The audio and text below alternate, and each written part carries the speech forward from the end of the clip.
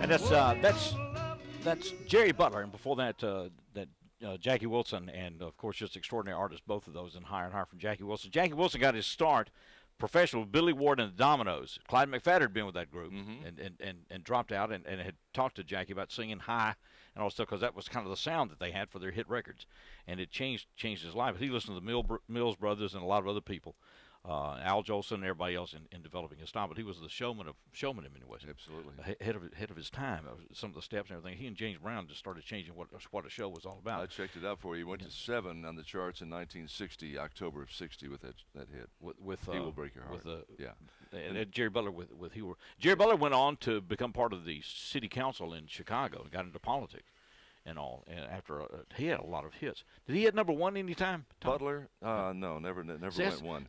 You were talking about Jackie Wilson a minute ago, and the record "You Take Me Higher and Higher." Yeah. Do you know that Rita Coolidge brought it back in '77 That's and right. went to 2 with it? Okay. He went to 7. Went to 7 with it. Yeah. See, Tom Mapes he's the chart man. He's been collecting number one records since 1955. Started out with Bill Haley and the Comets, Rock Around the Clock, right? Yeah, and you've got a copy of it. Yeah, we got. Yeah, I sure do. Thanks to Tom last week. He presented me a copy of that one and Blue Suede Shoes, 45. I mean, hole in the middle. I read a great story about Carl Perkins that they shipped him copies of Blue Suede Shoes and they were broke. When he got them, shipped them out of Memphis. Yeah. Okay, because he wanted to play the record, and it's in the history of rock and roll. And so he went to the record store, and when he got there, they had 45s. And he was, of course, his player would only play the 78s. Yeah. And so it's like, well, this is not a record. He thought Sam Phillips had figured out a way to cheat him. You know something on that Rita Coolidge song? Do you know that's the only record in the history of Jackson, Tennessee radio that we've been given a gold record? WJK was awarded a gold record. I've got it at home. I'll bring it next time I come with you. All right. That was in '77. How did you get the gold record? JK got it because we broke it first, and it went so big nationally. It went up to number 2 on the charts. And so they gave us a copy of the gold record. I've got it in a case at home. Is that right? Yeah. So back in the days when stations could break records. Yeah. Now you can't because they play on 300 stations at the same time. Yeah, but we broke it first, and she knew about it. Yeah, they knew about it. Okay. A&M label. A&M label. We got it. I'll bring it next time. All right. Well, we got a real gold record. In Jackson radio history. Jackson radio history. Well, man, that is terrific to know. Yeah. That's why Tom Mapes is with us. He's the man that knows the charts. We'll talk about a couple other folks in music in West Tennessee here that have it ties to music in West Tennessee may not know about. So that's one of the reasons we do this. We got several things coming up in the show today as far as what's going on locally, but we have some key sub-state basketball games tonight, or they call them sectionals now. We just call them sub-states. Sectionals tonight. Big one is Southside and Haywood. I mean that's let's just turn up the heat. Trinity almost made it. Came a couple points in overtime. Overtime came close. Yeah. Congratulations to USJ making it to the finals, and Tony Schutz and all those folks. Great job. Sure. They're runners up in the state of Tennessee. But the Southside Lady Hawks are in the tournament, and we're going to talk about that. That comes up. They play, Thursday, I think, this week, or Wednesday. Well, anyway, we've got the brackets, and we'll get all that figured out. We do want to talk to you about Robert's Jewelers because we mentioned it a moment ago that March is a special month. Aquamarine is the birthstone for March. But Robert's Jewelers has been our jeweler in Jackson since 1946, and they continue. They're on Van Drive, and they've got a Pandora bracelet event coming up March 23rd, 24th, and 25th. You spend $125, and you get the Pandora bracelet free. And so get that situation taken care of. They will also have the Pandora Rose before Mother's Day. The Pandora Rose is Pandora jewelry in rose gold tones. So there's some special things coming up, and Roberts, of course, is the jeweler for every occasion, no matter what it is. It can be a casual gift. It can be an engagement ring. It can be an anniversary, whatever. You can't go wrong at Roberts Jewelers. And then the Vahan jewelry, you see the billboards now with the Vahan jewelry. And guys, just be aware that these things stack. So that means that one is not enough. For sure. Okay. That's getting you started. That's right. That's getting you started. I mean, and they look heavy and all this stuff, but they're not. They're extremely light and they're well crafted. I mean, it's just an amazing piece of jewelry. It's sterling silver, 14-karat yellow gold, diamonds, all that. Vahan bracelets can be custom fit to any wrist size. We used to call them charm bracelets. Yeah, back in the day, back in the 50s, back in the 50s, all that stuff. Yeah, and so anyway, from Pandora to whatever to Vahan, and but that Vahan thing, they come in collections. And but now the great thing about that, if you get them started, then that takes. What am I going to get her? Yeah. See, well, I just get another Vahan. It's endless. And if you don't have yours yet, don't wait on him anymore.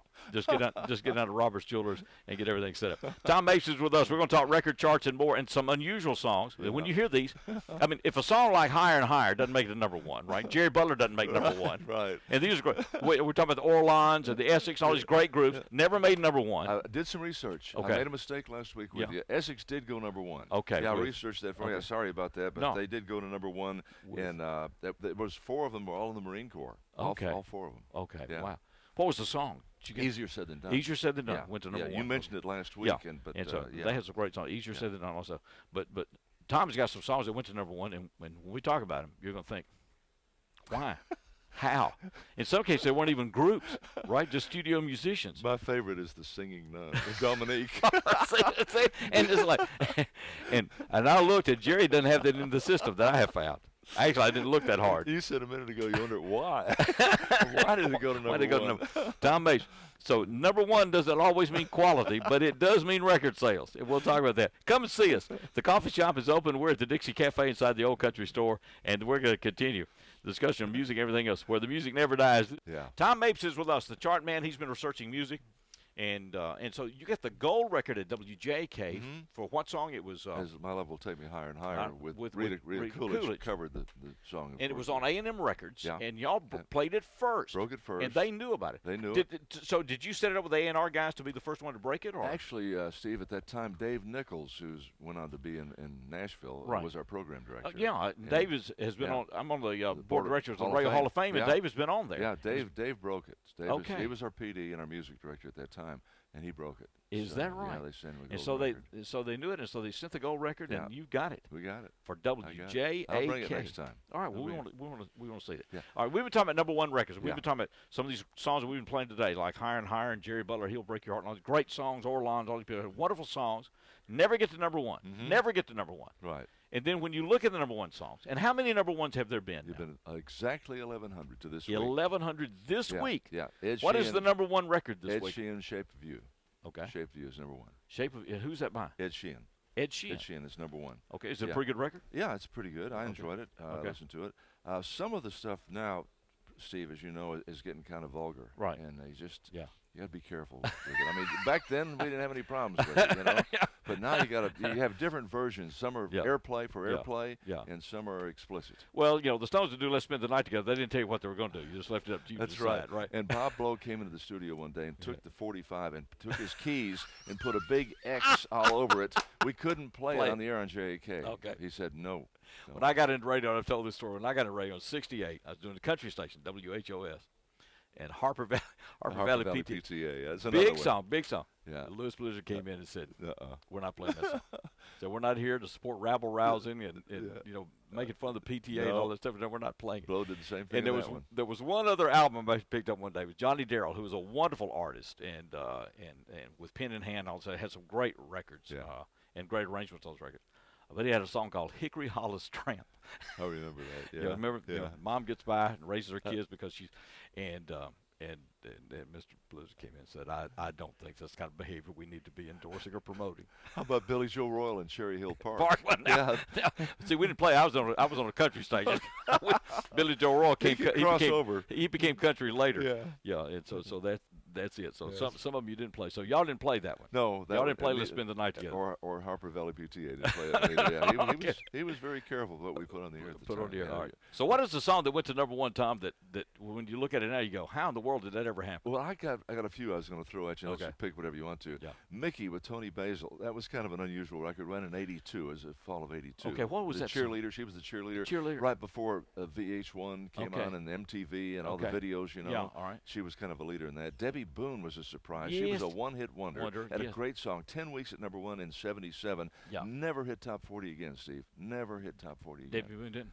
With You Light Up My Life. Such a great song. Well, it was a great song. You burned it. But it was kind of like after a while, it's like, because it turns on you after a while. It wore you out, didn't it? Yeah. I mean, it did. I mean, it was like, it's like, then now, because it was a wedding song. I mean, it was, it's just, and then now, if you crank that one up, it's like, right. How about Jimmy Dean's Big Bad John? Number 100. That came out in '62. Okay, and that hit everywhere, right? Yeah, Country song and everything. That song made him sausage, didn't it? Yeah, sure did. That song I can still Hip. You know, if Debbie Boone comes on, I'm looking for the reflex. Big John. Big John. Big Bad John, I said, you know, right, rumbled way down to the ground and everybody, right. Listen to you. Yeah, well, I mean, I know the song, Big John.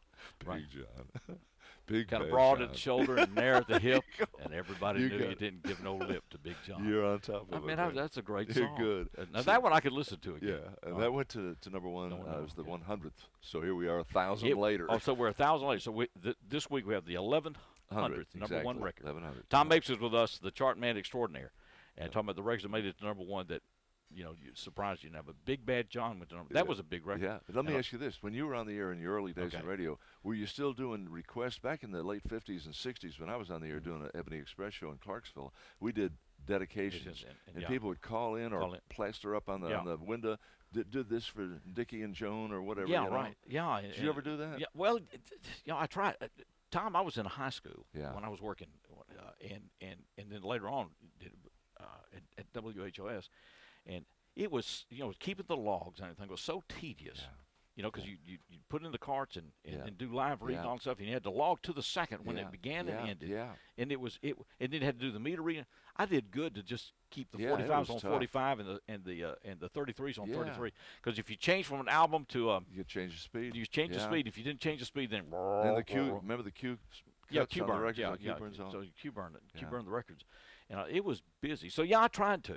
But I never worked an all-request show. Didn't you? Which became, of course, they cheated later because you could call in, they could record the call and make it sound as if it was live. But it wasn't. They had them all done before the show ever started. That's you know? right. And so it was, you know, the all-request lunch hour that we did at 9:30 this morning. My favorite dedication would be Eric Clapton's hit number one, number 375. I shot the sheriff.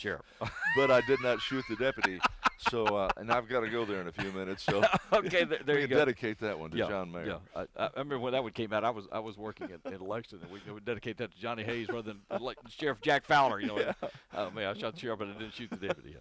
Johnny Hayes song. Yeah, a lot of good memories. Just a lot of fun things. You know, those are kind of some of the surprises. Okay. But you know, you asked some surprises with people that had more than you would expect. Casey and the Sunshine Band had 5 number ones. Yeah, I couldn't believe it. I wrote them all down. You know, like Paul Abdul had 6, Jennifer Lopez 4. Okay. So a lot of those people you didn't think about number ones, but they had a bunch. Bunch of them. So 5 number one records. So they got think of the groove. disco era with Casey and the Sunshine Band. Remember? Right. See if this rings a bell for you. Ready? Okay. All right. How about this? Get Down Tonight. That's the way I like it. Shake, shake, shake, shake your booty. Right. I'm your boogeyman. Please don't go. All those disco hits from like 75 to 79. Okay. Just dominated the charts. Okay. That they did. That's what we're going to do. We're going to go back to the 50s and 60s here for a minute. Okay. I don't know. I don't think Carole King, the musical, is the beautiful musical. I want to see that. Have you seen it yet? My wife went down yesterday, came back just raving about it. I'd love to see it. And, of course, people that don't know, Carole King, in those days, they had writers, songwriters. Real building. Singers were singers and songwriters. Neil Sedaka may have been one of the first to start doing both. Sure. But Goffin and King and all these people, they wrote for everybody. Yeah. Because it was, and singers would be singers. Yep. Then in the 60s, it changed. You know, Lennon, McCartney, all these people started doing their own stuff. That's it. And it changed things for songwriters. But if you were in New York, you were the songwriter. And so Drifters and all these other people, this was Carole King music. Real building. I heard you play the chiffons earlier with, One Fine Day. One Fine Day and all stuff. And so we got her arrangement of it coming up. Yeah. So that's coming up. And then another guy from Memphis, Tennessee, you know, it's Blue Suede forever. And this is Charlie Rich, who went on to country stardom and everything else with, Monster Records. Yeah, he was big behind closed doors and all that stuff. But now they worked Roadhouse and everything else in those days, and this kind of stuff they did. Yeah. This is Blue Suede forever. It is 7:27. Charlie Rich, who was part of that Sun stable and Memphis recording service and all that stuff. Jerry Lee Smoochie Smith from here in this county was one of the musicians down there, keyboard guy as well. He crossed over a lot, Steve. Yeah. Charlie so this song did how? The Lonely Weekends. Yeah, Lonely Weekends was his first hit. That was in 1960, and it went to 22 on the charts. 22 on the Hot 100 chart. But, roll the clock 13 years later, and you got Behind Closed Doors and Those Beautiful Girl and all those big hits in the early 70s. And a huge country. He was getting played on country radio at that time, but they also crossed into the pop chart, Hot 100. And so Charlie Rich and Charlie, those guys worked. Well, the Stables Club over there in Henderson County. I mean, they worked around here. Yeah, I've heard so many stories. Gail, told me about going to nightclubs and places like that where he performed, even dances for high school sororities and fraternities and things like that. And he called the Silver Fox, but he also had a drinking problem. Yeah. Well, it was rather obvious that night on the CMAs when he set that Ballad on Fire. You remember that? I mean, the Warren Beatty before Warren Beatty. No, but I mean, it was Charlie Rich had the envelope to announce the winner, and he pulled a cigarette out of it and set it on fire. Set it on. Last time you saw Charlie Rich on the CMAs. He was gone. That was it. The next time I saw Charlie Rich, it was a wonderful evening. It was the Sunset Symphony in Memphis, down the river. He died at 95 at age 62. And just Rockabilly cross. Rockabilly cross. Well, we were talking about this lady earlier, and the musical Beautiful is underway at the Orpheum right now.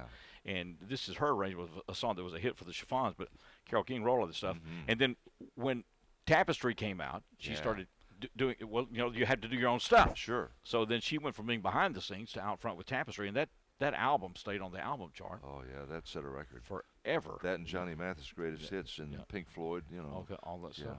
Tom Mapes, the chart man, with us. We'll be right back. We got some more music coming up. This is One Fine Day. It's done by Carole King, and she should do it. She wrote it. She did. Right? She'll be able to do your own song, get on the radio. Absolutely. The music of Carole King and One Fine Day. Great way to wake up. And it's a great way to wake up. March the 6th. That's right. We want to make you feel better. Hey, that went to number 5 with the Chiffons. With Chiffons. In 1963. Okay. Let her close it out here. Tom Mapes with us. So Chiffons took this to number 5. Yeah. All right.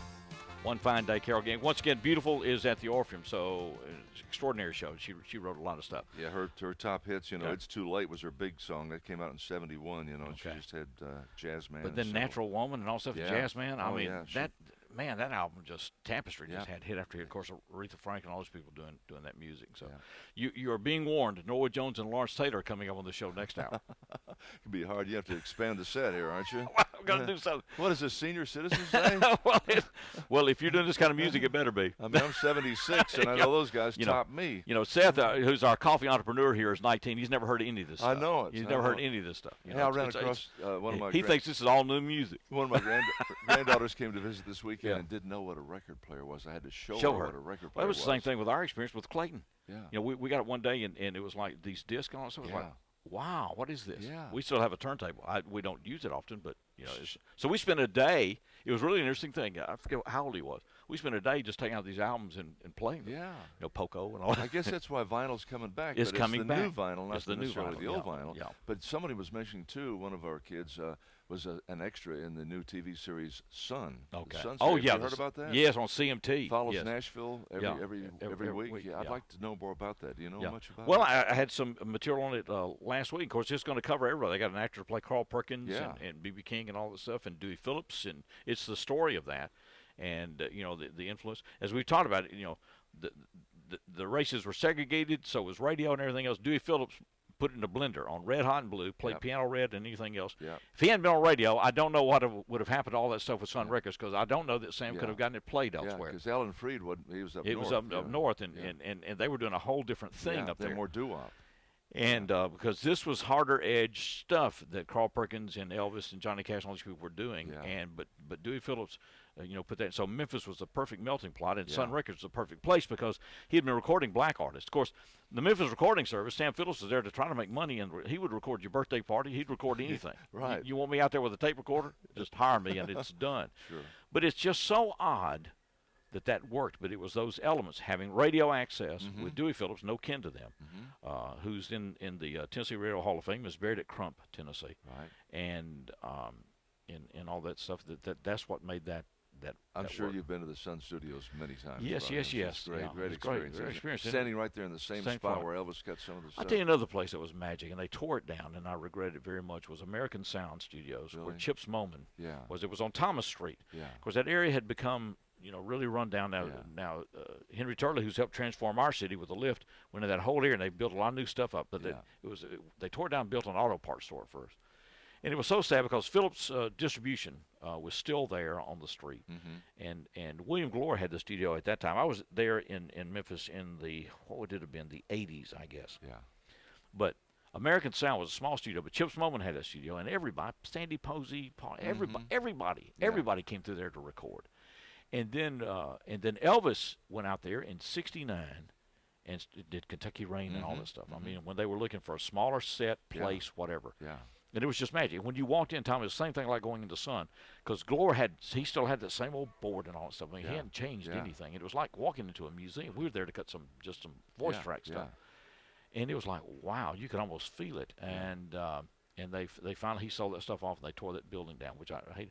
They tried to get it on the Graceland tour, and all, because it was but Thomas Street, and then the expectation of tourists is that Elvis recorded in these posh, New York studios or something, and you walked into American Sound, it'd be like they look around and say, man, Elvis was never in this place. That's right. And I've got the Stax box set, all the Elvis music from Stax. When Carl Perkins and Roy Orbison and Jerry Lee and Johnny Cash, Chips Moman came back to Memphis and set up that record label, they did Class of 55. Yeah. They did 2 days at Sun, and they did 2 days at American Sound Studios. And now they brought in their own, they had trucks with their own mixer boards and all stuff. But they went back to those studios to do it. Ricky Nelson was there. The Judge was there. Maybe some of the last recording work that Ricky Nelson ever did. Yeah, he loved Carl Perkins. Yeah, oh, absolutely, in those places. And so it was just magic. Tom Mapes is with us. We're going to continue. He's still got some worse songs that made number one. Oh, he hadn't gone through them all yet. And so we're going to talk about those. A reminder of what's going on the community calendar here. Herman Boone, the real-life coach of Remember the Titans, is going to be in our city. Anywhere in the world you were listening to us, you can come see him tomorrow. He's going to be at Northside United Methodist Church. This is a fundraising banquet for the scholarship program at Sacred Heart of Jesus High School. And you can get tickets today at 660-4774. But get those. And he'll be in town. That's a dinner, and all the scholarship dinner coming up tomorrow evening starts at 6. Tickets, I think, are $100. But Herman Boone, the real-life coach of Remember the Titans, Denzel Washington played that role in movies. He's going to be in our city tomorrow. Also, don't forget Wednesday, coming up at the Partners in Excellence Conference at Work Plus Rehab, about if you're in safety or HR with companies. This is an important day. Jeff Francis, Assistant Administrator for the Tennessee Bureau of Workers' Compensation, is going to be there. They got a panel discussion. It's from 7:30 until 1. They actually start at 8. Registration is at 7:30. And that's on Van Drive, where Elliott's Outdoors was for so many years, Work Plus Rehab Center. But if you're in HR or safety with the industry, then be sure to do that. Coming up Thursday of this week, business at 212 Degrees with the Chamber. Lori Ware, CEO, architects, and all that stuff. They'll do breakfast at the Chamber from 7:45 until 9. It's business at 212 Degrees. Christy Dew will take that reservation for you at 423-2200. And the quarterly membership breakfast is coming up Friday. And it is going to be at, Doubletree, I believe. And it's Capital Talk, the next town hall meeting with our state legislators. And Leaders Credit Union is going to be sponsoring it. Christy will take those reservations as well. So that's what's happening with the Chamber this week. Got the Barn Dance coming up at Regan this weekend. And Jackson Teen Theater, Thursday at 9 a.m. and 7 p.m. on Friday. Thursday at 9 a.m. and 7 p.m. and then Friday at 7 p.m. at the NED. The Jackson Teen Theater is presenting The Diary of Anne Frank. And these young people have been working very, very hard. This is a very serious subject, of course, The Diary of Anne Frank. And so it's a stretch in the theater skills of these young folks, but they've been working hard on this. And so don't forget that, coming up Thursday morning at 9 and then 7 p.m. Friday and Saturday at the NED. Tickets are $7 for the 9 o'clock show and 10 o'clock for the evening performances. And you can get those at the NED or cityofjackson.net at the NED. And that's coming up. And don't forget our friends John Few and all those folks are going to be out with the Golden Circle Opry Saturday evening at the South Jackson Community Center. And they'll start at 5 o'clock. This is old-time country, gospel, bluegrass. 7 Mile Creek out of Corinth. The Raymond Moore Band making their first appearance with Raymond Moore now a headline show, out there in Providence Road. All those folks are going to be out there. And that's a $5 admission. If you ain't got $5, come on out. They've never turned anybody away. And they've got stuff going on. And the Brock McGuire Band is coming in next Monday, 1 week from today, out at Jackson State. That's a real Irish band, and we'll be telling you more about that. This is Blue Suede Forever. The time is 7:40. Got 20 minutes to be there if you need to be there by 8 if you're in Jackson. If you need to be there by 8 and you're in New York, you're already late. And forget about it if you're in London and need to be there. You can just come in tomorrow. Want to remind you, the best place to have a birthday party when you got young people in your life is Sky Zone. Great thing about Sky Zone is not only is there stuff to do, and they can bounce and get rid of their cell phones for at least an hour and bounce and have fun and enjoy themselves, they also take care of all the setup, and they take care of the cleanup. And it's a great gift certificate. My grandson loves Sky Zone. Yeah, get those gift certificates out there. And so you call them at 868-4418 if you want to book a party. But think about it. All you have to do is drop people off. Yeah. And pick them up. People. Kids. Kids. Hey, if you got some old folks our age willing to try this, more power to them.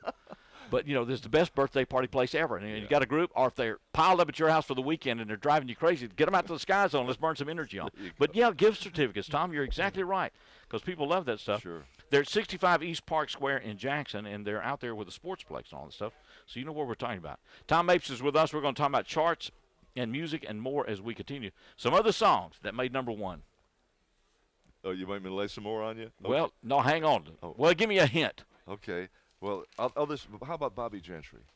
Okay, Ode to Billy Joe. Signature song, wasn't it? It was. Great lyrics in that song. It was wasn't great. It? And it was the B side. Mississippi was the A side. Yeah. And nobody played it. Yeah. I don't know how they found Ode to Billy Joe, but when they did. Now, here's a weird one for you. You've gone unusual. Okay. David Rose and his orchestra in '62 came out with The Stripper, an instrumental hit. Do you remember that? Gypsy Rose Lee. Yeah. You remember The that? theme, yes. The Stripper, yeah. Because it was in the movie. Yeah, I think it was. It was in the movie, yeah. I was going to tell you. And it went to #1. Yeah, it was #1. That happened in July of '62. Okay. And I'm going to tell you, future shows we want to talk about novelty songs, instrumentals, movies and TV, folk, disco, country, teen tragedies, signature songs. Oh, yeah, those are horrible. You know. Where Jay Teen Frank Angel. and Jay Frank. Tell Laura I love her. No. Oh.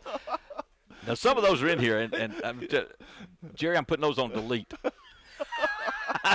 No, teen tragedy. there's a time and place for them. You know, tell Laura I love her. Leader of the pack. Leader of the pack. All this stuff. Horowitz is with us, the chart man. We were talking about records that went to #1. That it stuns us. You know, great artists like Jackie Wilson, all this stuff had very few. Jerry Butler had one, right? You said Essex had one. Yeah.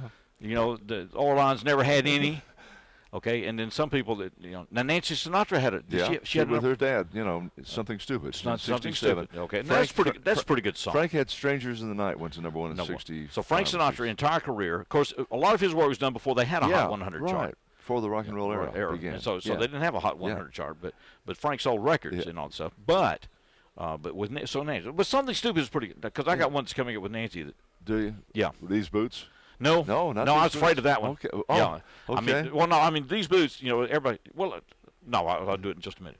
How about Meatloaf? I love Meatloaf. Meatloaf, okay. So he went to #1. Yeah, Meatloaf with "I'll Do Anything for Love, but I Won't Do That." That was in '93. Okay. You know, the longest distance, Steve, the waits between the debut of their first single till they went #1 was Santana with "Smooth" in '99. Okay. He went 30 years between his first song and "Smooth." It's the longest wait in #1. Because, there were so many artists. Once album rock radio came out, there were a lot of people that sold out, like Grateful Dead stuff. They did albums and they sold albums. They weren't after hit singles. Right. So it was a real change in things. And guys like Santana, yeah.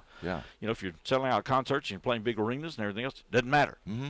But where other people, in fact, some considered having a #1 record really a sign that you had commercialized yourself. Yeah. Right? That you had lost your art. Later on. Later on. Okay. How about the folk era when you think of the Kingston Trio, Peter, Paul, and Mary, Tom Dooley. So they went #1 with Oh, those. yeah. Tom Dooley went #1 in '58. Leaving on a Jet Plane, Peter, Paul, and Mary went #1. It was their last song, and they'd sung all those years through the '60s, all the folk music, Puff the Magic Dragon, all that, Well, those are pretty good. Yeah. And so you got it. Well, what about Winchester Cathedral? Yeah, Winchester Cathedral. Now, tell me, all right, did it go to #1? Yes, it did. It went to 66. 66, Winchester Cathedral. It's a horrible song. It goes to #1. New vaudeville band. And it wasn't even a band, right? It was studio guys. It was studio guys. Well, it's kind of like the Archies. Yes. Yeah. They put a record out. They put a record out just as a fluke, novelty, whatever. Throw it out there. Yeah. And suddenly, so they have to put together a group. That's right. They make up a group to actually go on tour because people want to see these people to hear Winchester Cathedral. And then you think it's sealed in your brain. When we lose all of our consciousness, all we're left with is our profanity and everything else. We will still be doing Winchester Cathedral. And Dominique. And Dominique. We'll be doing it. That'll be retained in our brain back there somewhere. In that area of the brain where the last thing to go, you won't be able to speak. You won't know any of your children, but you'll know the words to Winchester Cathedral. I hope you're wrong. Music stays with you. Yeah. Profanity stays with you. Yeah. It's an odd thing. Do you remember the song Remembers When? Trisha Yearwood came out with that in the 80s. Yeah. Her song was called The Song Remembers When.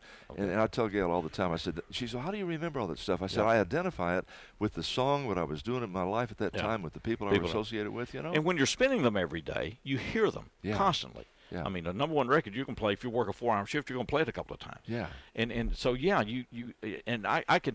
hear a country song or something. I'll be right back in the control room of a radio station, and you feel it. Now, do you and Pam have a #1 love song, for instance? Anything that really jumps out at you? Something the song that we used to dance to was a song, "Lady in Red."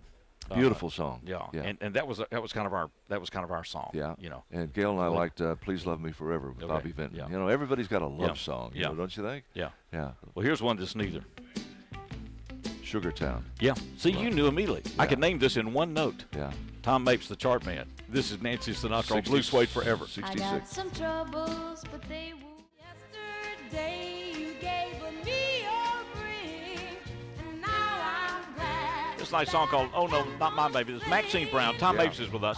We're bumping toward the top of the hour. Note that we will, on those of you following us on Facebook, we'll reset, and so that will go away. eplustv6.com. And we're doing some volume adjustment there. And of course, we're glad to be at WDXI 1310, WDXI AM, and W279 AC FM. Jackson, that's WDXI 1310 and Cool 103.7. This is Blue Suede Forever, where the music never dies. Something that we did last week, Yes. we were talking about Etta James, and you were talking about her signature song being Yes, At yeah. Last. I researched that for you. It went to 47 in 1961. She died at age 73 a few years ago in 2012. Yeah.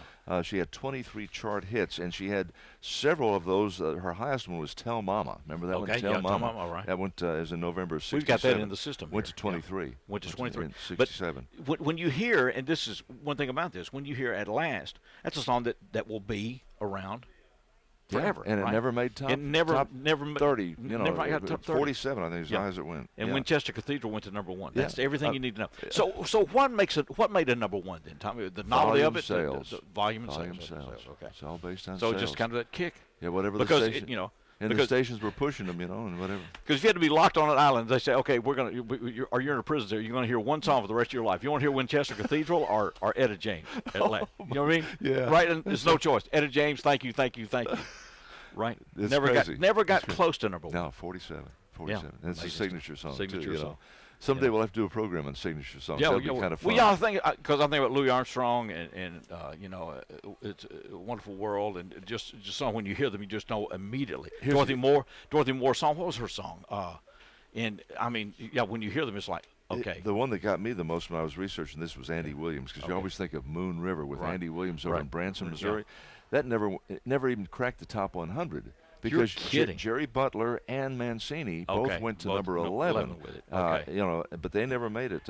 Andy never had a. So what is Andy Williams' song that did the best then? Butterfly. Okay. It was in 1957. Yeah. Interesting stuff. Yeah. All right. Tom, appreciate this so much. Hey, it's always fun, Steve, being with you. We keep Tom here forever, but got to go to work for the sheriff in the Madison He's County. got another boss, and his boss knows where he is. Yes, he does. He can find me. Madison County Sheriff's Department. Tom, is a real pleasure. Hey, no, we're going to do it see. again. And one day we'll do these dance songs. Back when people needed the barefooting and locomotion and mashed potato and all that stuff. Yeah, And we'll just do dance songs. And novelty songs. Novelty songs and all other good stuff. You're being warned. Norwood Jones and Lawrence Taylor are coming up next. Look out. If that weren't enough, Milt Kahneman's coming up next hour as well. Oh, my. So now you know.